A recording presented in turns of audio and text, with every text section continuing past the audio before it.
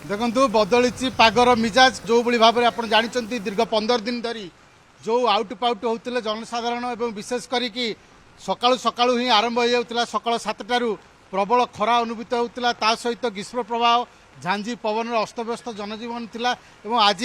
पाखापाखि दिन गोटाए समय धीरे धीरे पागरे परिवर्तन होगा लगिला किछि समय पूर्व घड़घड़ी सह वर्तमान वर्षा चली कटक सहर में किछिटा नुहे बहु आश्वस्ति आनी कारण समस्त आशा करुले केतबेले काल बैशाखी वर्षा आसीबो एवं पाग को ठंडा करिवो एवं आपण देखुचंती वर्तमान घड़घड़ी मारुची ता सहित बिजुली मारुची एवं वर्तमान गोटे गोटे असरा वर्षा भी हो सारे वर्षा मध्य जारी रही कटकवासी निश्चित भाव में आश्वस्ति हे कारण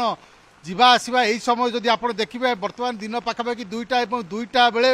प्रतिदिन जदि दीर्घ 15 दिन धरी 2टा समय रास्ता घाट सुनसान हो जाऊला एवं गाड़ी मोटर सुनसान हो जाऊला बाहर को बाहर मुस्किल हो पड़ूला एवं सामान्य आश्वस्ति नुह बहुत आश्वस्ति देती वर्तमान ये वर्षा एवं वर्षा को मध्य समस्त उपभोग करुँच कारण ये वर्षा जितेबाला आसी ना देखूँ कि समय पूर्व वर्षा होता गोटे असरा छाड़ी जाता एवं धीरे धीरे पुणी आहरी वर्षा है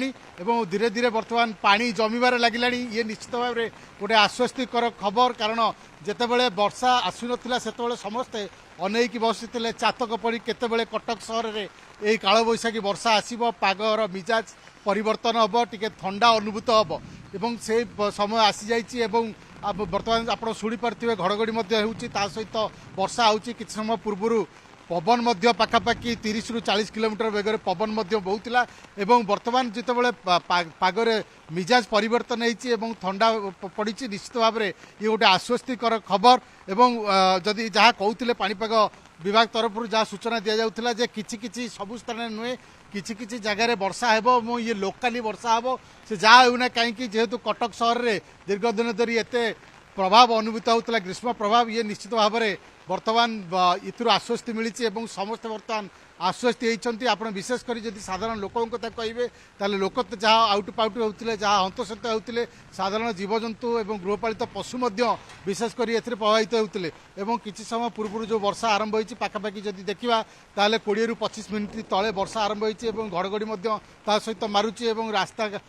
रे वर्तमान पानी धीरे धीरे जमीबार लगिला विशेष कर कटकवासी वर्तमान ए वर्षा को उपभोग करुँच जो मैंने वर्षार टिके झलक पाइबापी अनै बसी एत जो ग्रीष्म प्रभाव जारी रही निश्चित भाव में समस्त आशा करते टिके वर्षा हवा दरकार टिके नुहे बहुत वर्षा है कटक सहर में ये तार चित्र आप देखुं।